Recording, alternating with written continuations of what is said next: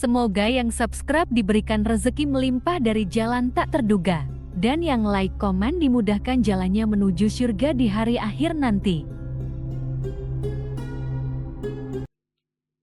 Nabi Sulaiman alaihi salam adalah manusia terkaya sepanjang sejarah kehidupan manusia di muka bumi.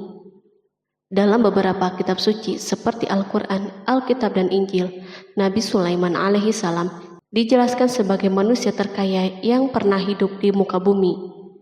Tidak ada satupun manusia yang bisa mengalahkan total kekayaannya hingga hari kiamat tiba nanti.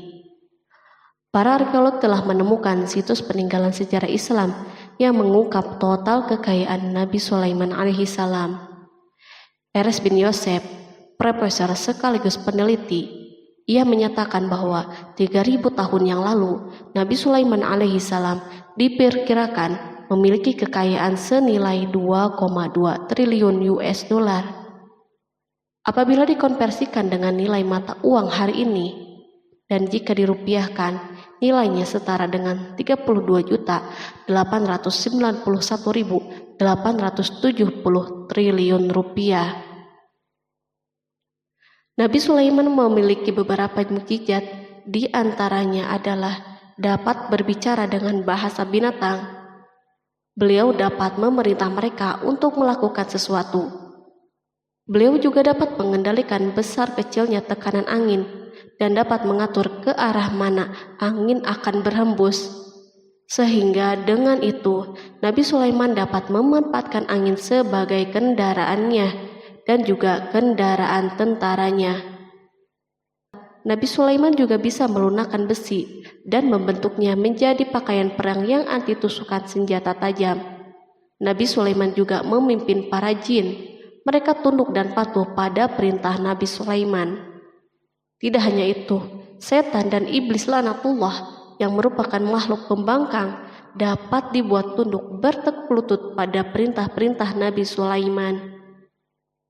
Nabi Sulaiman bisa melakukan teleportasi, yaitu berpindah dari suatu tempat ke tempat yang lain dalam waktu singkat.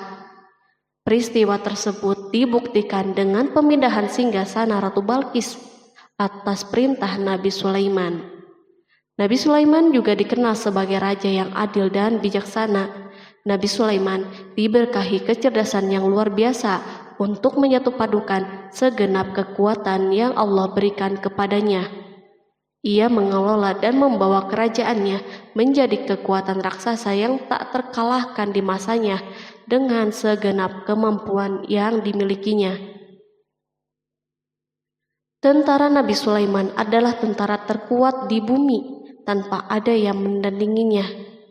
Pertanyaan dasar yang muncul kali ini adalah dari mana sumber kekayaan dan kekuatan Nabi Sulaiman alaihi salam? Sebelum saya melanjutkan, mohon bantu channel ini untuk terus berkembang dengan cara subscribe dan nyalakan tanda loncengnya. Berikan komentar yang positif dan berikan like serta share video ini. Semoga semua itu menjadi nilai amal jariah karena telah membantu mensiarkan kisah-kisah Islam pada masyarakat Islam dan dunia. Bismillahirrahmanirrahim. Sungguh kami benar-benar telah menganugerahkan ilmu kepada Daud dan Sulaiman. Keduanya berkata, segala puji bagi Allah yang melebihkan kami dari kebanyakan hamba-hambanya yang mukmin. Sulaiman telah mewarisi Daud dan dia berkata, wahai manusia, kami telah diajari untuk memahami bahasa burung dan kami dianugerahi segala sesuatu. Sesungguhnya semua ini benar-benar karunia yang nyata. Quran Surat An-Naml ayat 15-16. Nabi Sulaiman mewarisi Nabi Daud dalam sisi kenabian dan kekuasaan, bukan mewarisi harta, karena para nabi tidak mewariskan harta. Sepeninggalan mereka, harta para nabi menjadi sedekah bagi orang-orang yang ada di sekitar mereka, yaitu orang-orang fakir dan orang-orang yang membutuhkan. Allah telah memilihnya sebagai nabi dari kalangan Bani Israel. Begitu juga Allah telah memberinya kekuasaan kerajaan sehingga ia menjadi pemimpin Bani Israel. Barangkali sesuatu yang paling penting yang diwarisi oleh Nabi Sulaiman dari Nabi Daud adalah tradisi militer. Kemajuan militer yang dahsyat telah berpindah kepada Nabi Sulaiman. Nabi Daud sebenarnya adalah seorang penggembala kambing yang sangat miskin, tapi seiring dengan perjalanan waktu, ia menjadi komandan pasukan yang tiada tanding. Perubahan keadaan ini adalah sebagai bentuk ilham dari Allah Subhanahu wa Ta'ala dan sebagai dukungan darinya. Daud mengetahui bahwa kekuatan yang hakiki yang mengatur alam semesta adalah kekuatan Allah Subhanahu wa Ta'ala. Kehadiran Nabi Daud mengubah keadaan pasukan Bani Israel, di mana mereka sebelumnya lari jika berhadapan dengan musuh, maka kini keberadaan mereka mulai diperhitungkan. Di masa hidupnya, Daud mengalami peperangan yang sangat banyak, namun Al-Quran tidak menceritakan secara terperinci akan hal tersebut. Dan kami kuatkan kerajaannya. Quran Surat Shad ayat 20. Ayat tersebut berarti bahwa Daud belum pernah terkalahkan dalam peperangan yang diikutinya. Di samping dukungan yang Allah Subhanahu wa Ta'ala berikan kepada Daud, juga pasukannya dan rakyatnya, di mana mereka adalah orang-orang yang bertauhid dan menyerahkan diri kepada Allah Subhanahu wa Ta'ala. Allah Subhanahu wa Ta'ala mengungkapkan kepada Daud hal-hal yang menjadikan pasukannya memiliki keistimewaan yang dengannya mereka dapat mengalahkan pasukan-pasukan yang lain yang ada di bumi saat itu. Allah Subhanahu wa Ta'ala berfirman, dan kami telah melunakkan besi untuknya. Quran Surat Saba ayat 10. Sebenarnya baju besi yang dibuat untuk orang-orang yang hendak berperang cukup mengganggu gerakan mereka. Kita bisa membayangkan ketika ada dua orang yang berperang, yang satunya dapat bergerak dengan bebas, sementara yang lain tidak leluasa bergerak. Namun dengan kekuasaan Allah, Nabi Daud dapat melunakkan besi dan dapat membuat darinya baju besi yang ringan. Ini adalah kemajuan penting yang Allah berikan kepada Daud dan tentaranya. Kemajuan ini kini dimiliki oleh Nabi Sulaiman. Demikianlah Sulaiman memiliki pasukan yang dahsyat yang melebihi pasukan manapun di bumi saat itu. Bahkan Allah Subhanahu wa Ta'ala menambah karunia-Nya kepada Nabi Sulaiman. Dan Sulaiman telah mewarisi Daud dan dia berkata, "Hai manusia, kami telah diberi pengertian tentang suara burung dan kami diberi segala sesuatu. Sesungguhnya ini benar-benar suatu karunia yang nyata." Quran Surat An-Naml ayat 16. Pada suatu hari, Nabi Sulaiman menengadahkan tangannya dan berdoa kepada Allah Subhanahu wa Ta'ala. Antara hati Nabi dan Allah tidak ada penghalang, tidak ada jarak, tidak ada sekatan waktu, dan tak ada seorang pun dari para nabi yang berdoa kepada Allah kecuali doanya pasti terkabul. Kejernihan hati ketika mencapai puncak tertentu, maka ia akan menggapai apa saja yang diinginkan di jalan Allah Subhanahu wa Ta'ala. Dalam doanya Nabi Sulaiman berkata, "Ya Tuhanku, ampunilah aku dan anugerahkanlah kepadaku kerajaan yang tidak dimiliki oleh seorang pun sesudahku." Quran Surat Shad ayat 35. Sulaiman menginginkan dari Allah Subhanahu wa Ta'ala suatu kerajaan yang belum pernah diperoleh oleh siapapun setelahnya. Allah Subhanahu wa Ta'ala mengabulkan doa hambanya Nabi Sulaiman dan memberinya kerajaan tersebut. Barangkali orang-orang yang hidup di saat ini bertanya-tanya, mengapa Sulaiman meminta kerajaan ini yang belum pernah dimiliki oleh seorang pun setelahnya. Ambisi Sulaiman untuk mendapatkan kekuasaan atau kerajaan adalah ambisi yang ada di dalam seorang nabi, dan tentu ambisi para nabi tidak berkaitan kecuali dengan kebenaran. Ambisi tersebut adalah bertujuan untuk memudahkan penyebaran dakwah di muka bumi. Nabi Sulaiman sama sekali tidak cinta kepada kekuasaan ataupun ingin menunjukkan kesombongan. Namun beliau ingin mendapatkan kekuasaan untuk memerangi kelaliman yang menyebar di muka bumi. Perhatikanlah kata-kata Nabi Sulaiman kepada Balqis ketika beliau berdialog dengannya. Dan ketika Balqis datang, ditanyakanlah kepadanya, "Serupa inikah singgasanamu?" Dia menjawab, "Seakan-akan singgasana ini singgasanaku, kami telah diberi pengetahuan sebelumnya dan kami adalah orang-orang yang berserah diri. Quran Surat An-Naml ayat 42. Demikianlah kata-kata Sulaiman yang bijaksana, kata-kata yang membenarkan permintaannya untuk memiliki kekuasaan dan kekuatan. Sulaiman telah mengerahkan semua kemuliaan dan kekuasaannya dalam rangka menegakkan agama Allah Subhanahu wa Ta'ala dan menyebarkan Islam. Nabi Sulaiman mewarisi kekuasaan, kenabian, hikmah ilmu dari Daud. Orang-orang menyebut Sulaiman Al-Hakim atau Sulaiman yang bijaksana. Kebijaksanaan Nabi Sulaiman tidak terbatas pada keadilannya di tengah-tengah manusia dan kasih sayangnya kepada mereka.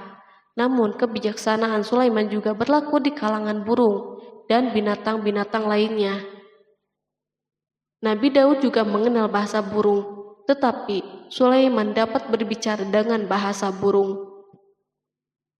Bahkan ia dapat menjadikannya sebagai pembantunya.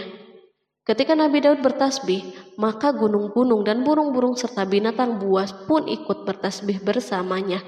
Bahkan angin pun berhenti untuk mendengar tasbih ini. Sedangkan Nabi Sulaiman, Allah Subhanahu wa Ta'ala memberinya karunia lebih dari itu, di mana binatang-binatang buas tunduk padanya, begitu juga angin dan burung.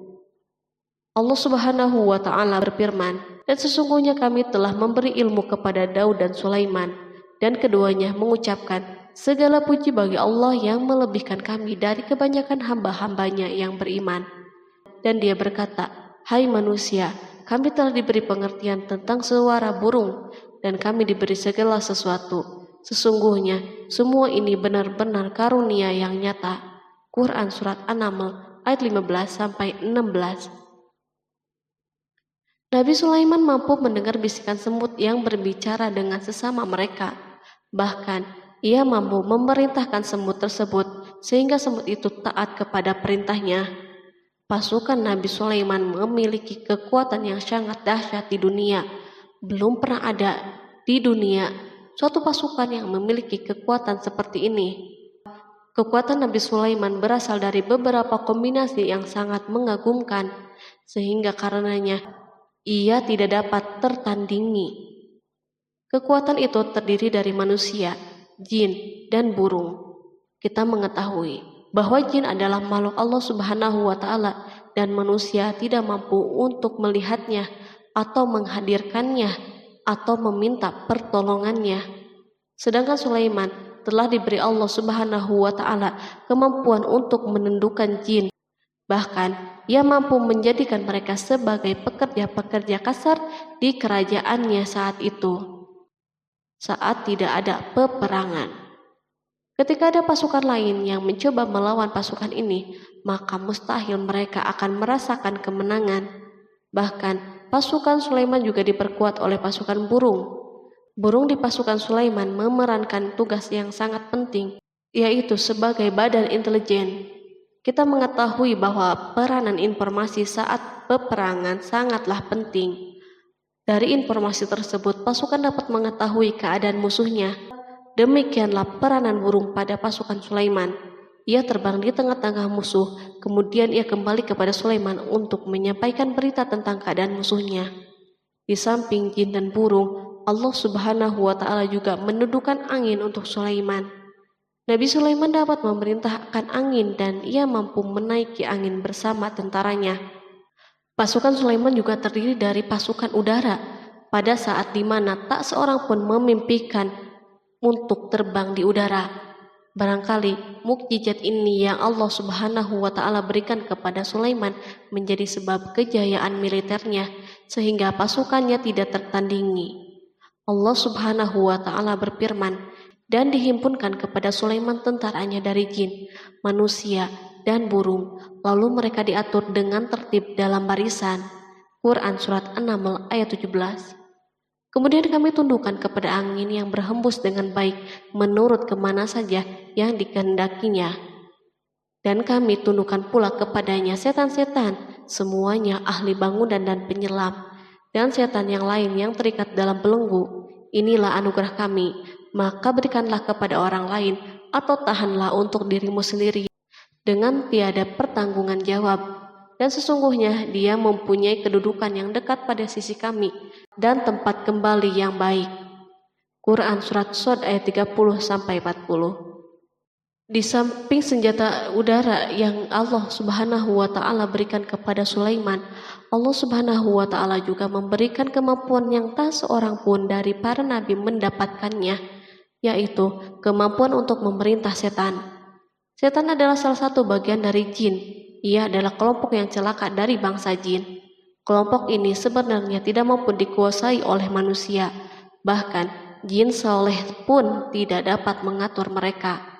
Adapun Sulaiman, Allah Subhanahu wa Ta'ala memberinya kekuasaan untuk menundukkan setan dan mempekerjakannya, bahkan mengikatnya dengan rantai serta menghukumnya jika menentang perintahnya. Setan membangun untuk Sulaiman istana dan patung-patung dan alat-alat perang.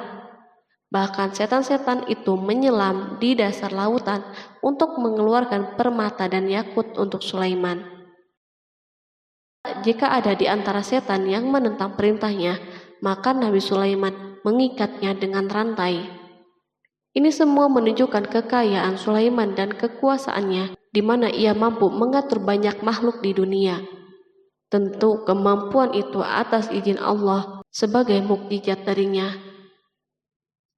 Allah Subhanahu wa Ta'ala berfirman, dan sebagian dari jin ada yang bekerja di hadapannya di bawah kekuasaannya dengan izin Tuhannya, dan siapa yang menyimpang di antara mereka dari perintah kami, maka kami rasakan kepadanya azab neraka yang apinya menyala-nyala. Para jin itu membuat untuk Sulaiman apa yang dikehendakinya dari gedung-gedung yang tinggi, patung-patung, dan piring-piring yang besarnya seperti kolam dan periuk yang tetap berada di atas tungku. Quran Surat Saba ayat 12. Nabi Sulaiman yang bijaksana adalah penguasa yang tak tertandingi di muka bumi. Meskipun memperoleh nikmat yang khusus dan agung ini yang Allah Subhanahu wa Ta'ala berikan kepada Nabi Sulaiman, beliau tetap menunjukkan sebagai manusia yang paling banyak berzikir kepadanya dan manusia yang paling banyak bersyukur di zamannya. Allah Subhanahu wa Ta'ala berfirman tentang Sulaiman, Sulaiman sebaik-baik hamba, sesungguhnya dia amat taat kepada Tuhannya. Quran Surat Shad ayat 30. Nabi Sulaiman selalu mendirikan sholat, puasa, tasbih, dan mengungkapkan rasa cinta yang dalam. Hamba yang kembali adalah hamba yang menuju Allah Subhanahu wa Ta'ala. Waktu sholat bagi Sulaiman adalah waktu yang sangat penting, sehingga ketika datang waktu itu, maka beliau tidak bisa disibukkan dengan hal yang lain. Sulaiman mengetahui penyakit kuda dan ia mampu berbicara dengan bahasa kuda.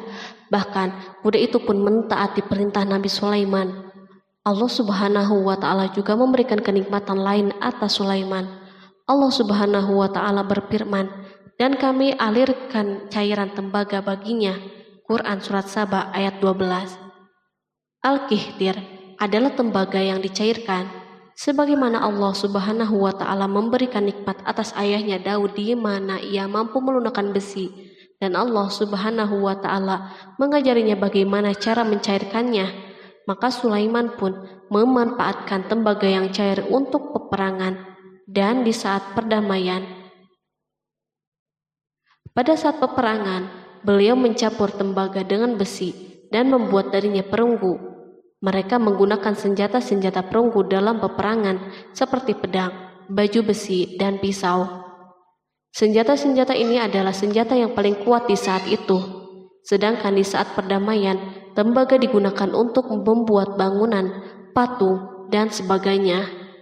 Meskipun Nabi Sulaiman mendapatkan nikmat yang besar dan karunia yang khusus, Allah Subhanahu wa Ta'ala mengujinya dengan suatu ujian yang akan selalu datang pada seorang hamba.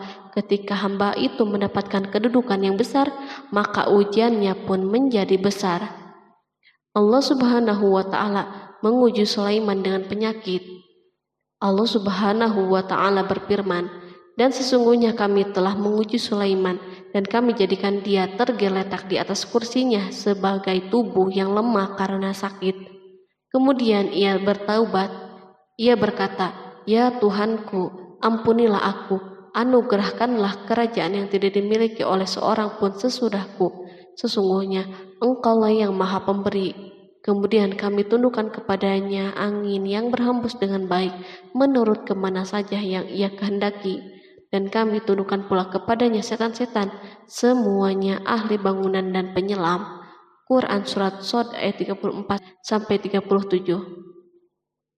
Sulaiman diuji dengan penyakit yang sangat keras, di mana Toran saat itu tidak mampu mengatasinya. Sakitnya Sulaiman sangat keras, sehingga para dokter dari kalangan manusia dan jin tidak mampu menghilangkan penyakitnya.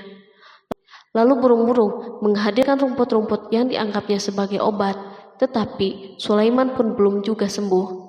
Semakin hari penyakit Sulaiman semakin menjadi-jadi, sehingga ketika Sulaiman duduk di atas kursi, ia duduk bagaikan tubuh tanpa roh, seakan-akan ia mati karena saking kerasnya penyakit yang dideritanya. Sakit yang diderita Sulaiman terus berlanjut untuk beberapa saat. Namun Sulaiman tidak henti-hentinya berzikir kepada Allah Subhanahu wa Ta'ala dan meminta kesembuhan kepadanya, serta beristighfar kepadanya, serta mengungkapkan rasa cintanya kepada Allah Subhanahu wa Ta'ala. Selesailah ujian Allah Subhanahu wa Ta'ala terhadap hambanya Sulaiman. Beliau pun sembuh. Kini Sulaiman merasakan kembali kesehatannya setelah mengetahui segala kejayaannya dan segala kekuasaannya serta segala kebesarannya tidak lagi mampu menghilangkan penyakit yang dideritanya, kecuali jika Allah Subhanahu wa Ta'ala menghendakinya. Dan sesungguhnya kami telah menguji Sulaiman dan kami jadikan dia tergeletak di atas kursinya sebagai tubuh yang lemah karena sakit. Quran Surat Shod ayat 34. Kata jasad dalam bahasa Arab diungkapkan atas sesuatu yang kehilangan kehidupan atau kesehatan. Nabi Sulaiman telah membangun masjid atau tempat beribadah sehingga manusia menyembah Allah Subhanahu wa Ta'ala di dalamnya. Rumah ini menunjukkan keunggulan seni arsitektur dan seni pahat. Orang-orang yang membangun rumah ini berjumlah puluhan ribu orang. Tentu setiap kelompok dari mereka memiliki pekerjaan masing-masing. Di antara mereka ada yang mencairkan tambang, ada yang menjadi tukang pahat, ada yang membelah batu, ada yang memotong-motong kayu, ada yang mendatangkan rumput-rumput dari Libanon, dan ada yang melelehkan emas dan menjadikannya lempengan-lempengan yang mengkilat untuk menutupi kayu dan menutupi dinding. Bahkan golongan jin membantu pembangunan rumah tersebut, tentu dengan perintah dan bimbingan Nabi Sulaiman. Mereka membuat patung-patung yang besar dan membuat bejana yang besar untuk tempat makanan para tentara dan pekerja, yaitu bejana seperti gunung karena saking beratnya dan besarnya. Mereka juga membuat tempat-tempat minum yang besarnya seperti kolam. Sulaiman mengawasi para pekerjanya dan juga mengurusi masyarakatnya, di mana beliau mengenali problem mereka dan berusaha memecahkannya. Beliau juga mengawasi pasukannya dari kalangan binatang dan burung. Beliau mengetahui apakah ada satu dari mereka yang tidak hadir, kemana ia pergi, serta mengapa ia pergi. Nabi Sulaiman bukan hanya mengetahui problem tentaranya dari kalangan manusia dan tentaranya dari kalangan burung, namun ia juga menunjukkan kasih sayangnya terhadap semut, di mana beliau mendengar bisikannya dan tidak suka untuk menginjaknya. Pada suatu hari, ia berjalan di depan tentaranya dan tiba-tiba ia mendengar suara semut yang berkata kepada teman-temannya dari kalangan semut. Hingga apabila mereka sampai di lembah semut, berkatalah seekor semut, "Masuklah ke dalam sarang-sarangmu agar kamu tidak terinjak oleh Sulaiman dan tentaranya." Sedangkan mereka tidak menyadari. Maka dia tersenyum karena mendengar perkataan semut itu, dan ia berdoa, "Ya Tuhanku, berilah aku ilham untuk tetap mensyukuri nikmat-Mu yang telah Engkau anugerahkan kepadaku dan kepada kedua orang ibu dan bapakku, dan untuk mengerjakan amal soleh yang Engkau ridhoi, dan masukkanlah aku dengan rahmat-Mu ke dalam golongan hamba-hamba-Mu yang soleh."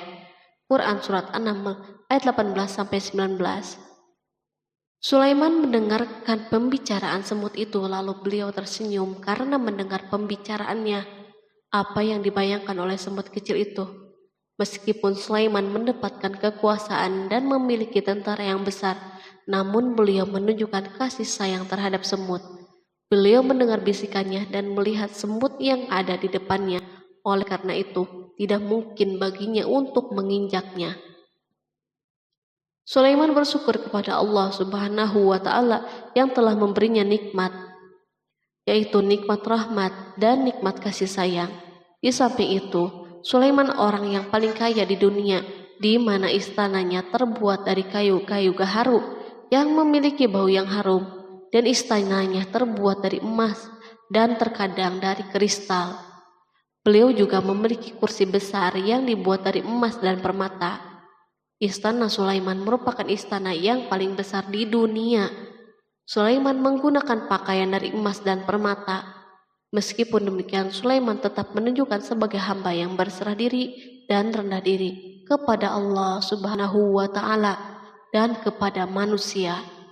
Nabi Sulaiman yang merendahkan dirinya di hadapan Allah, dan ia selalu sujud kepada Allah sebagaimana ayahnya yang selalu bertasbih kepada Allah. Sulaiman selalu melantunkan lagu-lagu cinta ilahi dan hanya memuji Allah Subhanahu wa Ta'ala. Pada suatu hari, Nabi Sulaiman mengeluarkan perintahnya kepada pasukan untuk bersiap-siap. Sulaiman keluar memeriksa pasukannya satu demi satu. Pasukannya diteliti. Kelompok yang pertama adalah kelompok manusia. Sulaiman memerintahkan kesiapan mereka, lalu Sulaiman mengeluarkan perintah-perintahnya. Kemudian Sulaiman memerintah kelompok jin dan menyampaikan perintah-perintahnya. Beliau memenjarakan jin yang tampak bermalas-malasan saat bekerja. Lalu ia memeriksa binatang dan berkata pada mereka, apakah mereka sudah makan dengan baik dan tidur dengan nyenyak? Apakah ada yang mengadu kepadanya, misal karena penyediaan makanan yang tidak layak? Apakah di sana ada yang sakit dan sebagainya? Ketika Sulaiman merasa puas dengan semuanya, Sulaiman memasuki tenda tempat berkumpulnya burung. Belum lama, Sulaiman memasuki tenda tersebut dan mengamati keadaan di sekitarnya, sehingga ia mengetahui burung yang tidak hadir yaitu hudhud. Dan dia memeriksa burung-burung lalu berkata, mengapa aku lihat hudhud? Quran Surat An-Naml ayat 20. Burung-burung yang lain tampak terdiam sebagai tanda penghormatan dan akan mendengarkan apa yang akan dikatakan pemimpin mereka Sulaiman. Beliau mengarahkan pandangannya kepada semua burung dan tidak menemukan hudhud di antara mereka. Tak seekor burung pun yang mengetahui keberadaannya. Sulaiman mulai menampakkan kemarahannya. Apakah dia termasuk yang tidak hadir? Quran Surat An-Naml ayat 20.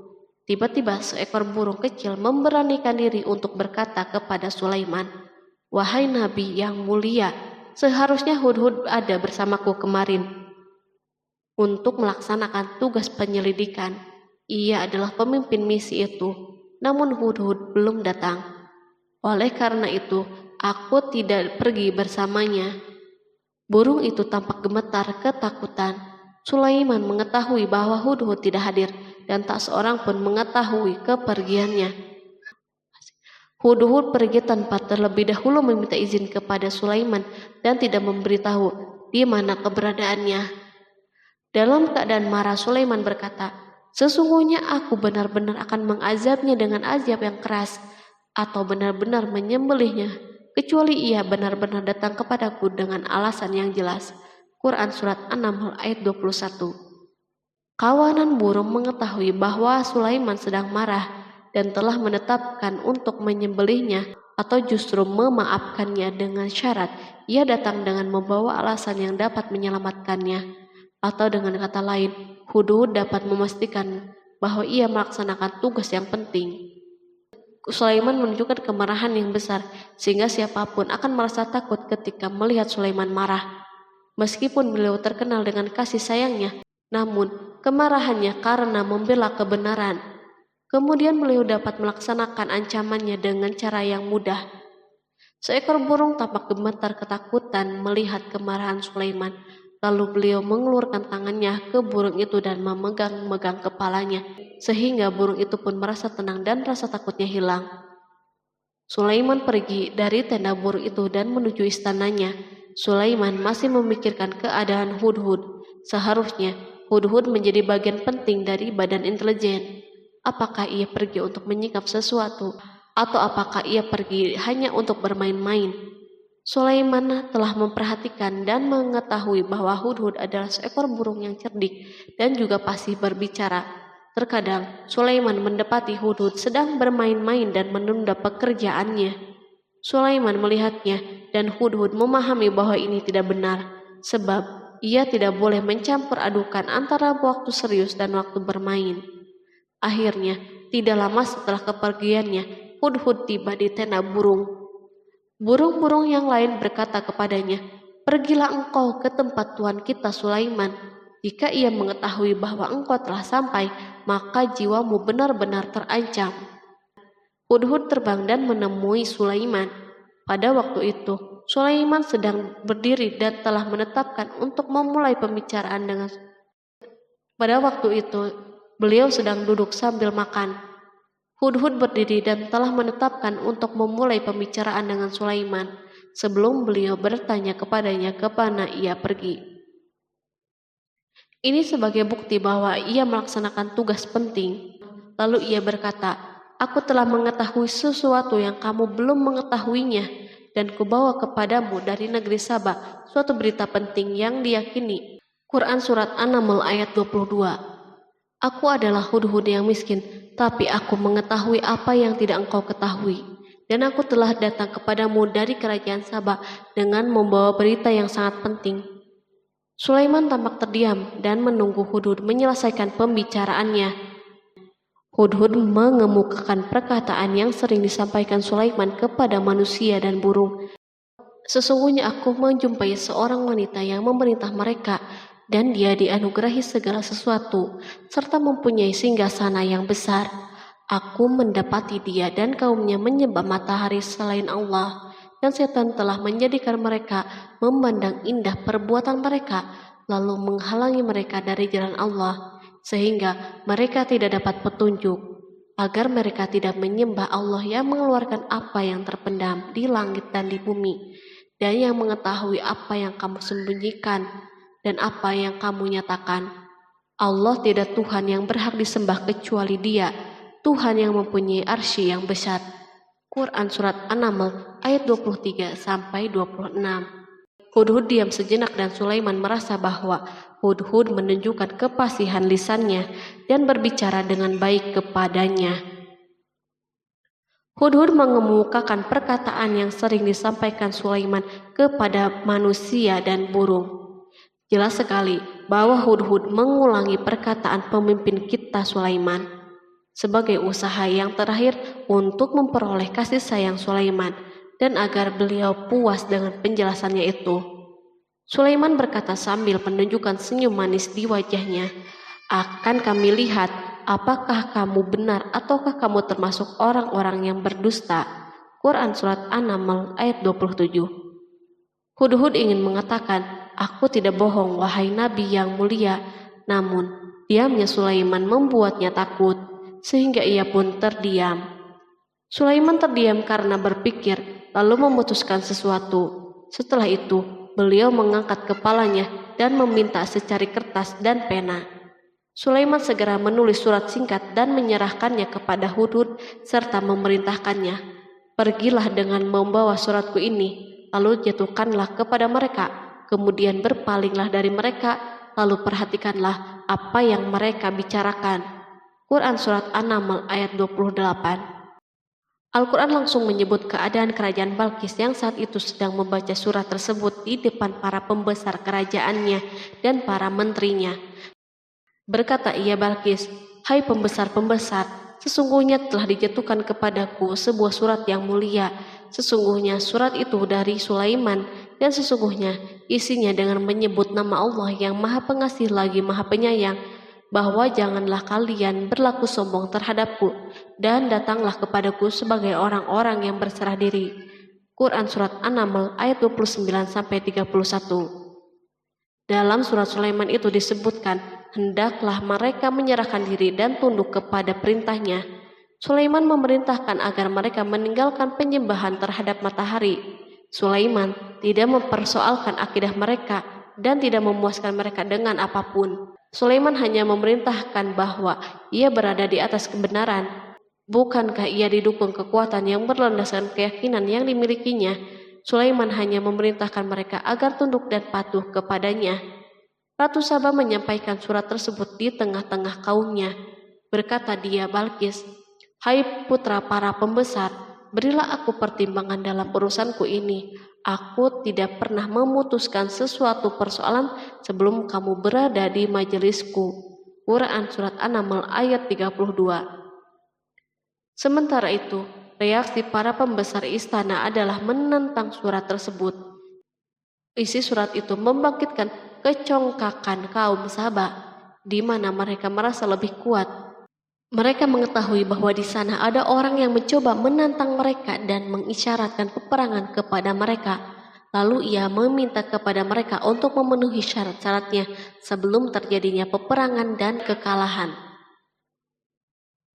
Mereka menjawab, "Kita adalah orang-orang yang memiliki kekuatan dan juga memiliki keberanian yang sangat dalam peperangan, dan keputusan berada di tanganmu. Maka pertimbangkanlah apa yang akan kamu perintahkan." Quran Surat An-Naml ayat 33. Para pembesar kaumnya ingin berkata, "Kita siap untuk melaksanakan peperangan." Tampaknya ratu memiliki kebijakan yang lebih baik daripada pembesar kaumnya. Surat Sulaiman itu membuatnya berpikir lebih jernih dan hati-hati. Ia berusaha sebisa mungkin menghindari peperangan. Ratu itu berpikir dalam tempo yang lama. Nama Sulaiman tidak diketahuinya, dan ia pun belum pernah mendengarnya. Oleh karena itu, ratu tidak mengetahui kekuatannya. Boleh jadi Sulaiman memiliki kekuatan yang dahsyat sehingga mampu memerangi kekuasaannya dan mengalahkannya. Kemudian ratu memperhatikan apa yang ada di sekelilingnya. Ia melihat kemajuan masyarakatnya dan kejayaannya. Barangkali ia mengira bahwa Sulaiman iri terhadap kemajuan dan kekayaan ini, sehingga Sulaiman ingin menyerangnya. Setelah mempertimbangkan isi surat Sulaiman dengan cermat, Ratu Saba memilih untuk tidak bersikap ceroboh. Ratu itu lebih suka untuk menggunakan bahasa-bahasa kelembutan. Ia mengirim kepada Sulaiman suatu hadiah yang besar.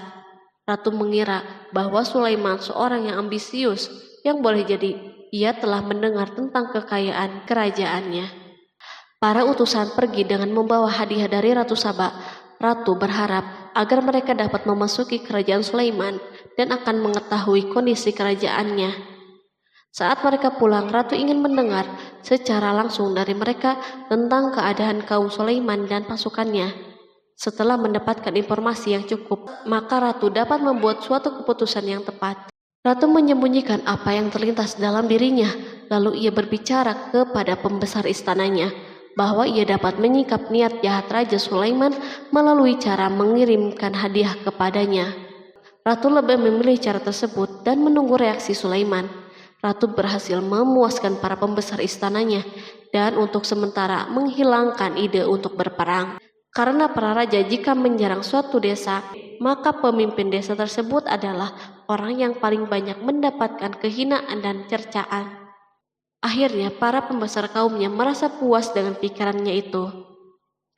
Allah Subhanahu wa Ta'ala berfirman, Dia berkata, "Sesungguhnya raja-raja apabila memasuki suatu negeri, niscaya mereka membinasakannya dan menjadikan penduduknya yang mulia menjadi hina, dan demikian pula lah yang akan mereka perbuat.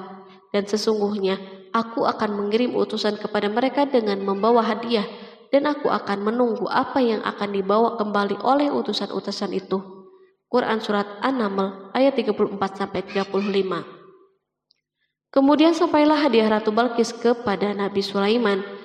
Para badan intelijennya memberitahunya bahwa para utusan Balkis datang dengan membawa hadiah. Sulaiman langsung mengetahui bahwa ratu itu sengaja mengirim orang-orangnya untuk mengetahui atau mendapatkan informasi tentang kekuatannya. Lalu setelah itu, ia mengambil keputusan atau sikapnya kepada Sulaiman. Sulaiman segera memanggil semua pasukannya untuk berkumpul. Utusan Balkis segera memasuki istana Sulaiman yang dipenuhi dengan pasukan besar yang bersenjata. Tiba-tiba, utusan Balkis tampak tercengang ketika melihat kekayaan mereka dan harta mereka yang tidak ada apa-apanya dibandingkan dengan kerajaan Sulaiman. Hadiah mereka tampak tidak berarti. Emas yang mereka bawa tampak tidak berarti saat mereka memasuki istana Sulaiman yang terbuat dari kayu-kayu pohon gaharu yang mengeluarkan bau yang harum serta dihiasi dengan emas. Para utusan Balkis berdiri bersama Sulaiman dan menyaksikan bagaimana Sulaiman mengendalikan pasukannya. Kemudian mereka mulai berpikir tentang kekuatan dan kualitas pasukan Sulaiman. Betapa kagetnya mereka ketika melihat di tengah-tengah pasukan itu terdapat singa, burung, dan tentara dari kalangan manusia yang mampu terbang. Mereka pun sadar bahwa mereka dihadapkan pada pasukan yang tiada taranya. Selesailah demonstrasi pasukan Sulaiman. Kemudian para utusan itu dipersilahkan maju ke tempat hidangan makanan. Para utusan itu sangat terkejut ketika melihat berbagai macam makanan dari penjuru bumi ada di depannya. Dan di antara makanan itu pun terdapat makanan yang biasa ditemukan di negeri mereka. Tetapi mereka melihat bahwa makanan itu memiliki rasa yang istimewa. Selain itu, piring-piring yang ada di depan mereka dan dijadikan tempat makanan terbuat dari emas dan mereka dilayani oleh laki-laki yang berhias dengan emas. Ratu mereka pun tidak mengenakan hiasan itu. Di meja makan terdapat burung, ikan laut, dan berbagai macam daging yang mereka tidak mampu lagi membedakannya.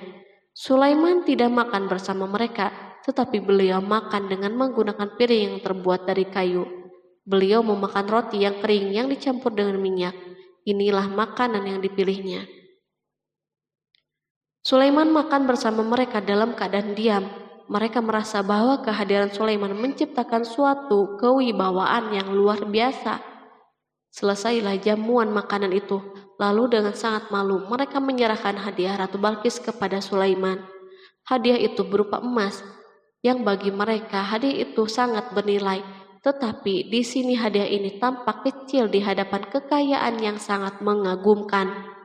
Sulaiman memperhatikan hadiah ratu itu dan berkata, maka tatkala utusan itu sampai kepada Sulaiman, Sulaiman berkata, apakah patut kamu menolong aku dengan harta? Maka apa yang diberikan Allah kepadaku lebih baik daripada apa yang diberikannya kepadamu. Tetapi kamu merasa bangga dengan hadiahmu.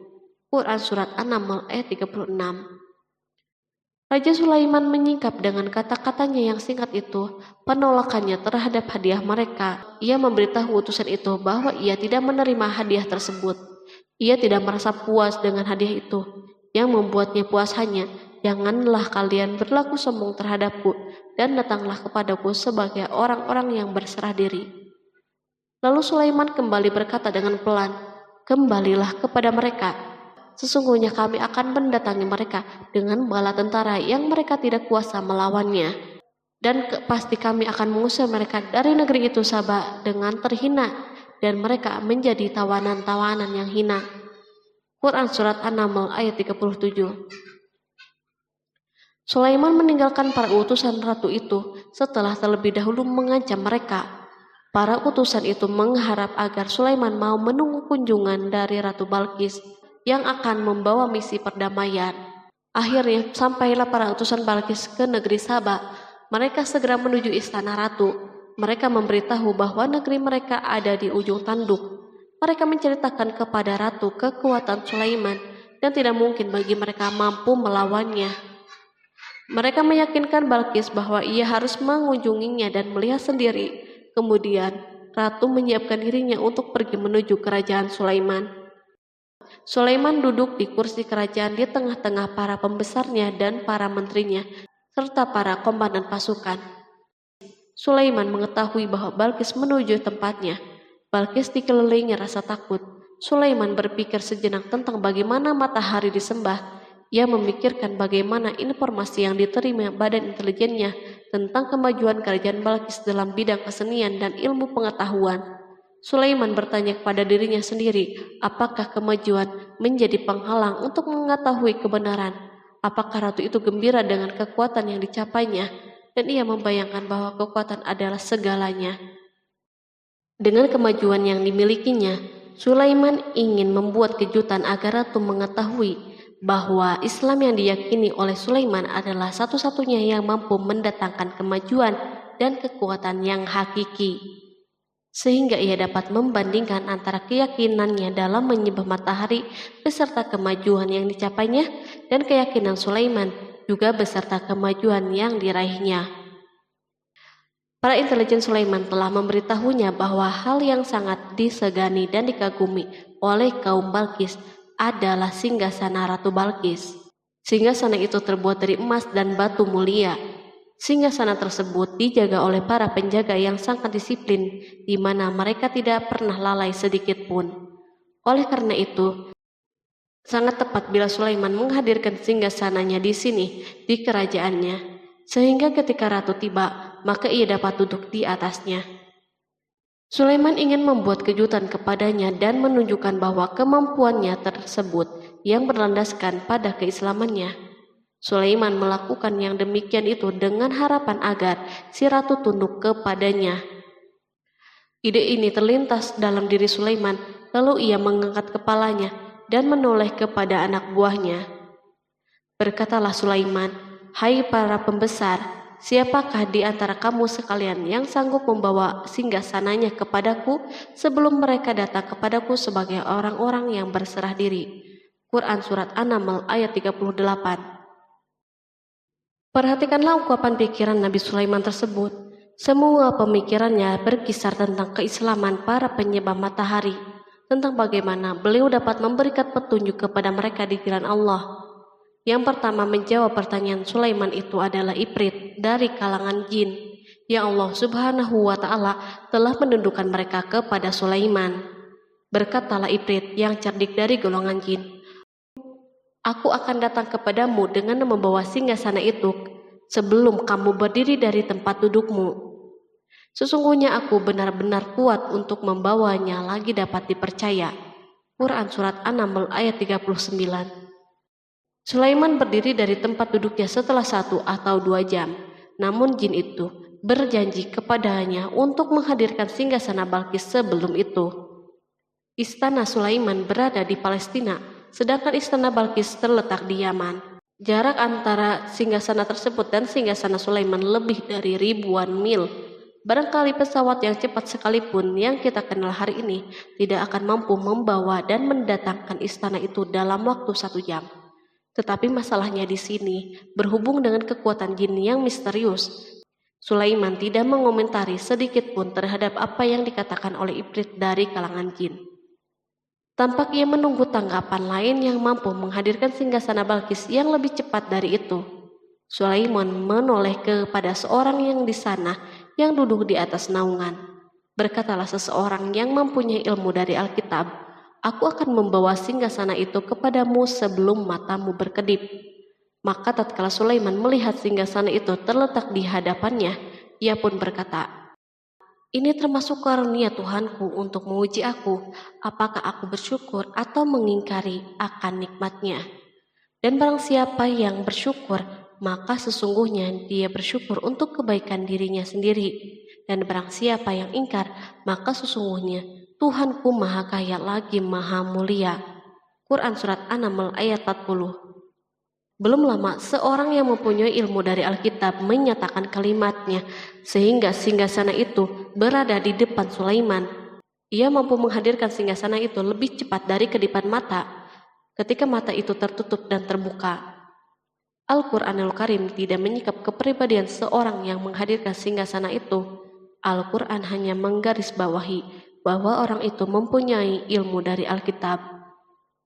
Al-Quran tidak menjelaskan kepada kita apakah ia seorang malaikat ataukah manusia ataukah jin.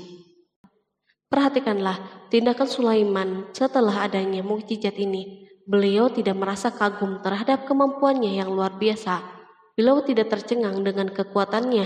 Beliau mengembalikan keutamaan tersebut kepada penguasa para penguasa, Allah Subhanahu wa Ta'ala, dan bersyukur kepadanya yang telah mengujinya dengan kekuasaan ini, agar ia dapat membuktikan apakah ia bersyukur atau mengingkari.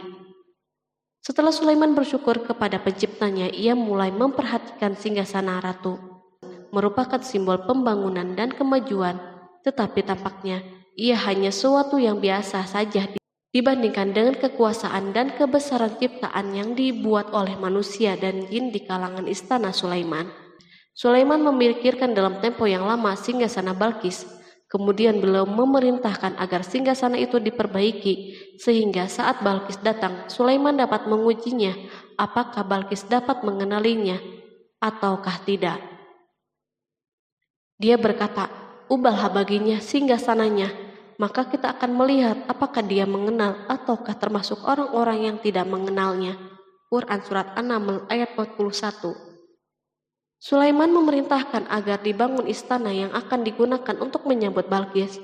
Sulaiman memilih tempat di laut dan ia memerintahkan agar dibangun suatu istana di mana sebagian besar terdiri dari air laut. Sulaiman memerintahkan agar lantai-lantai itu terbuat dari kaca yang tebal dan kuat, sehingga orang yang berjalan di atas istana itu akan membayangkan bahwa di bawahnya ada ikan-ikan yang berwarna-warni. Hudhud memberitahu Sulaiman bahwa Balkis telah sampai di dekat kerajaannya. Kemudian Balkis datang. Al-Quran tidak menyebutkan keadaan Sulaiman saat menyambut Balkis, namun Al-Quran justru menunjukkan dua sikap Balkis. Pertama, bagaimana sikap Balkis ketika pertama kali melihat singgasananya yang datang mendahuluinya, padahal ia telah meninggalkan pengawalnya untuk tetap setia menjaga singgasana itu. Kedua, keadaan di depan istana yang penuh dengan permata yang berenang di bawahnya ikan-ikan. Dan ketika Balkis datang, ditanyakanlah kepadanya, "Serupa inikah singgasanamu?" Dia menjawab, "Seakan-akan singgasana ini singgasanaku. Kami telah diberi pengetahuan sebelumnya dan kami adalah orang-orang yang berserah diri." Quran Surat An-Naml ayat 42. Ayat tersebut menggambarkan kondisi dialog antara Sulaiman dan Balkis. Balkis melihat singgasananya dan ia tercengang saat mengetahui bahwa itu adalah singgasananya. Namun ia kemudian mulai ragu karena melihat tidak sepenuhnya itu singgasananya. Jika itu benar-benar singgasananya, lalu bagaimana ia datang mendahuluinya? Dan bila bukan singgasananya, maka bagaimana Sulaiman dapat meniru sepersis dan seteliti ini? Sulaiman berkata saat melihat Balkis mengamati singgasananya, "Apakah ini singgasanamu?" Setelah mengalami kebingungan sesaat, Balkis menjawab, "Sepertinya benar." Sulaiman berkata, "Kami telah diberi ilmu sebelumnya dan kami sebagai orang-orang yang muslim." Melalui pernyataan itu, Sulaiman ingin mengisyaratkan kepada Balkis agar ia membandingkan antara keyakinannya beserta ilmu yang dicapainya dan keyakinan Sulaiman yang muslim beserta pengetahuan yang diraihnya.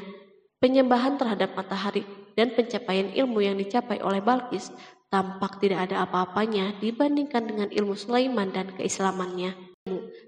Sulaiman telah mendahulinya dalam bidang ilmu karena keislamannya. Karena itu sangat mudah baginya untuk mengungguli Balkis dalam ilmu-ilmu yang lain. Demikianlah yang diisyaratkan pernyataan Sulaiman kepada Balkis.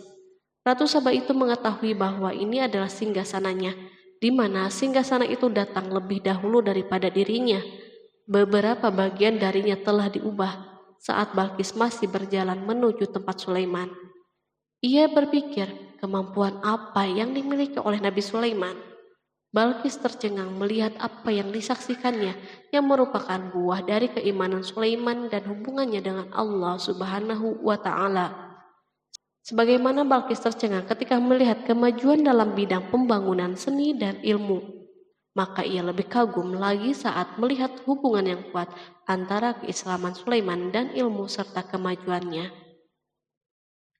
Dan apa yang disembahnya selama ini selain Allah mencegahnya untuk melahirkan keislamannya, karena sesungguhnya dia terdahulu termasuk orang-orang yang kafir. Bergoncanglah dalam benak Balkis ribuan hal. Ia melihat keyakinan kaumnya runtuh di hadapan Sulaiman. Ia menyadari matahari yang disembahnya merupakan ciptaan Allah Subhanahu wa Ta'ala, di mana dia menggerakkannya untuk hamba-hambanya. Lalu terbitlah matahari kebenaran pada dirinya. Hatinya diterangi oleh cahaya baru yang tidak akan tenggelam seperti tenggelamnya matahari. Masa keislamannya hanya menunggu waktu. Balkis memilih waktu yang tepat untuk mengumumkan keislamannya. Allah Subhanahu wa Ta'ala berfirman, dikatakan kepadanya, "Masuklah ke dalam istana." Maka tatkala dia melihat lantai istana itu, dikiranya kolam air yang besar dan disikapnya kedua betisnya. Berkatalah Sulaiman, Sesungguhnya ia adalah istana yang licin yang terbuat dari kaca. Berkatalah Balqis, "Ya Tuhanku, sesungguhnya aku telah berbuat zalim terhadap diriku, dan aku berserah diri bersama Sulaiman kepada Allah, Tuhan semesta alam." Quran Surat 6 ayat 44. Dikatakan kepada Balqis, masuklah ke dalam istana. Ketika ia masuk, maka ia tidak menyaksikan adanya kaca, tetapi ia melihat air, sehingga ia mengira akan bersinggungan dengan air laut. Lalu ia menyingkap sedikit bajunya agar bajunya tidak basah. Sulaiman mengingatkannya tanpa melihat agar tidak khawatir terhadap pakaiannya, karena pakaiannya tidak akan basah sebab di sana tidak ada air. Ia sekedar kaca yang halus yang saking halusnya hingga tidak tampak. Pada kesempatan itulah Balqis mengumumkan keislamannya. Ia mengakui kelaliman dirinya dan ia menyatakan penyerahan diri kepada Sulaiman dan kepada Allah Subhanahu wa Ta'ala. Lalu kaumnya pun mengikutinya dan mereka memeluk Islam. Balqis menyadari ia berhadapan dengan penguasa yang terbesar di bumi dan salah satu nabi yang mulia. Untuk pertama kalinya wajah Sulaiman dihiasi dengan senyuman yang menunjukkan kepuasannya sejak Balqis mengunjunginya. Demikianlah Sulaiman mewujudkan kejayaannya yang hakiki dan menyebarkan cahaya Islam di muka bumi. Al-Quran tidak menyebutkan kisah Balqis setelah keislamannya. Para ahli tafsir mengatakan bahwa ia menikah dengan Sulaiman. Selain itu, ada yang mengatakan bahwa ia menikah dengan salah satu orang dekat Sulaiman. Ada juga yang mengatakan bahwa sebagian Raja Habasyah adalah keturunan dari buah perkawinan ini. Sulaiman hidup di tengah-tengah kejayaan dan kemuliaan di muka bumi.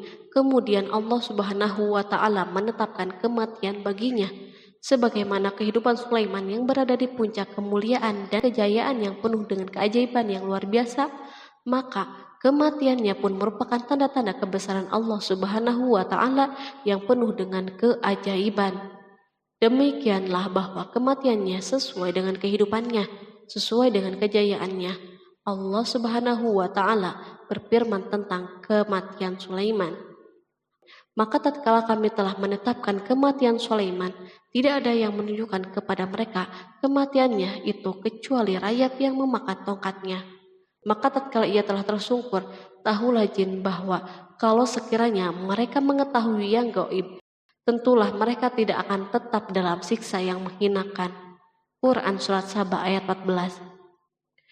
Kemampuan Nabi Sulaiman untuk menundukkan jin dan mempekerjakan mereka serta hubungan mereka dengannya, semua ini menimbulkan fitnah di tengah-tengah manusia dalam hal tertentu. Dan kematian Sulaiman merupakan batasan atau jawaban terhadap fitnah ini. Kami tidak mengetahui siapa yang mengklaim bahwa jin mengetahui hal yang gaib. Kami tidak mengetahui siapa yang bertanggung jawab terhadap tersebarnya isu yang keliru ini. Yang kita ketahui adalah bahwa hal tersebut tersebar dan mempengaruhi sebagian manusia dan jin. Barangkali manusia berkata kepada diri mereka, selama jin melakukan perbuatan yang luar biasa ini, maka apa gerangan yang menjadikan mereka tidak mengetahui hal-hal yang gaib itu? Manusia lupa bahwa kunci kegaiban berada di tangan Allah Subhanahu wa Ta'ala. Masalah ilmu gaib tidak akan mampu dikuasai oleh jin, manusia, ataupun para nabi dan semua makhluk. Hanya Dia yang mengetahuinya. Allah Subhanahu wa Ta'ala merencanakan bahwa kematian Sulaiman pun bertujuan untuk menghancurkan pemikiran ini, yaitu pemikiran bahwa jin mengetahui hal yang gaib. Jin bekerja untuk Nabi Sulaiman selama beliau hidup, dan tatkala beliau meninggal, maka tugas mereka menjadi bebas.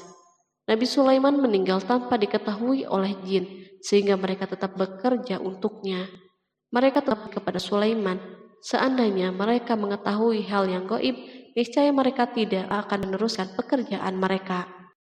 Pada suatu hari Sulaiman memasuki mihrabnya untuk itikaf, ibadah dan sholat.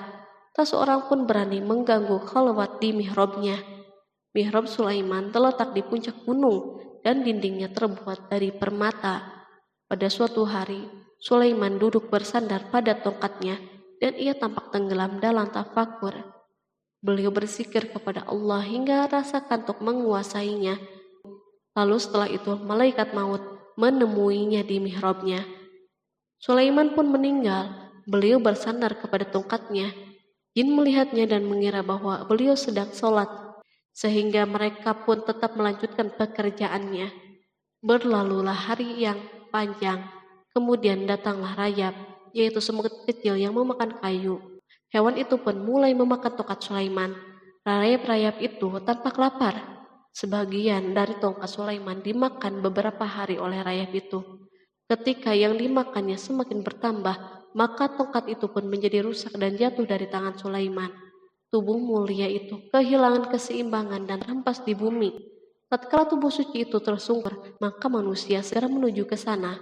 Mereka menyadari dan mengetahui bahwa Nabi Sulaiman telah meninggal dalam waktu yang sangat lama. Jin menyadari bahwa mereka tidak mengetahui hal-hal yang gaib, dan manusia pun mengetahui hakikat ini. Seandainya jin mengetahui hal yang gaib, niscaya tidak akan meneruskan siksa yang hina. Mereka tidak akan bekerja. Demikianlah Nabi Sulaiman meninggal dalam keadaan duduk dan sholat di mihrabnya. Lalu berita itu tersebar bagaikan api di bumi. Manusia, burung dan binatang buas mengantarkan jenazah Nabi Sulaiman. Sekawanan burung tampak sedih dan menangis. Semua makhluk bersedih. Akhirnya, tak seorang pun mengetahui bahasa burung di bumi. Meninggallah seorang yang memahami pembicaraan burung. Burung-burung itu berkata, "Betapa beratnya kehidupan di tengah-tengah orang yang tidak mengetahui pembicaraan kita." Terdapat sejumlah versi perihal riwayat tentang kisah wafat Nabi Sulaiman alaihi salam. Salah satunya hadis yang diriwayatkan oleh Al-Hafiz Ibnu Asakir dalam tafsir Ibnu Katsir. Hadis ini disebut mendekati kebenaran kisah wafatnya Nabi Sulaiman. Seperti yang dikutip dari buku Kisah Para Nabi oleh Imam Ibnu Katsir. Menurutnya, Nabi Sulaiman alaihissalam meninggal dalam keadaan berdiri. Berdirinya beliau ini adalah sedang melakukan sholat dan bersandar pada tongkatnya. Diketahui Nabi Sulaiman dikenal terbiasa menyendiri di dalam Masjid Baitul Maqdis. Durasinya bahkan dalam kurun waktu yang tidak biasa, yakni bisa hingga 1 atau 2 bulan, hingga 1 atau 2 tahun. Untuk sajian makanan dan minumannya selalu dibawakan oleh para setan yang masih tergabung dalam salah satu jenis jin. Hingga suatu ketika mereka membawakan makanan dan minuman seperti biasa, namun tidak mengetahui bahwa Nabi Sulaiman telah wafat. Pada hari wafatnya, Nabi Sulaiman mendatangi sebuah pohon yang tumbuh di Baitul Maqdis. Atas izin Allah, Nabi Sulaiman pun berbincang dengan pohon tersebut dan menanyakan nama serta fungsi dari dirinya. Pohon ini bernama Kharubah. Nabi Sulaiman pun bertanya padanya, "Apakah kegunaanmu?" Pohon Kharubah ini pun menjawab, "Aku tumbuh untuk meruntuhkan masjid ini." Lalu Nabi Sulaiman pun berkata, "Allah tidak mungkin meruntuhkan masjid ini selama aku masih hidup. Itu artinya kamu tumbuh untuk mengabarkan kematianku." Lalu Nabi Sulaiman pun mencabut pohon tersebut dan menanamnya di dinding miliknya. Setelah itu, Nabi Sulaiman masuk ke dalam mihrab dan melakukan sholat dengan bersandar pada tongkatnya. Sejumlah sumber juga mengatakan tongkat tersebut berasal dari pohon Kharubah yang sempat dicabutnya sebelumnya. Kemudian Nabi Sulaiman pun menemui ajalnya hingga tidak diketahui oleh setan yang bekerja untuknya sekalipun. Kisah ini diceritakan dalam firman Allah melalui surat Saba ayat 14. Kalangan jin dan setan pun mulai mengetahui kabar kematian Nabi Sulaiman setelah rayap memakan tongkat sebagai penopangnya hingga rapuh. Nabi Sulaiman meninggal berdiri dan bersandar pada tongkatnya. Matanya dalam keadaan terbuka dan fisiknya tidak berubah bentuk. Bahkan tidak ada bau yang muncul dari jenazah tersebut. Ternyata peristiwa wafat ini merupakan jawaban dari doa Nabi Sulaiman alaihissalam sendiri. Ia pernah memohon pada Allah Subhanahu wa Ta'ala agar kematiannya dapat dijadikan pembelajaran bagi umat manusia, bahwa para jin sekalipun tidak mengetahui hal yang gaib. Bahkan mereka pun tidak mengetahui kapan mereka akan menemui ajal dan mendapatkan rezeki. Untuk itu, kisah Nabi Sulaiman yang meninggal dalam keadaan berdiri ini diharapkan menjadi pesan agar manusia tidak menjadikan setan, iblis, atau bangsa jin sebagai tempat menyembah atau teman mereka. Wallahu a'lam bishawab.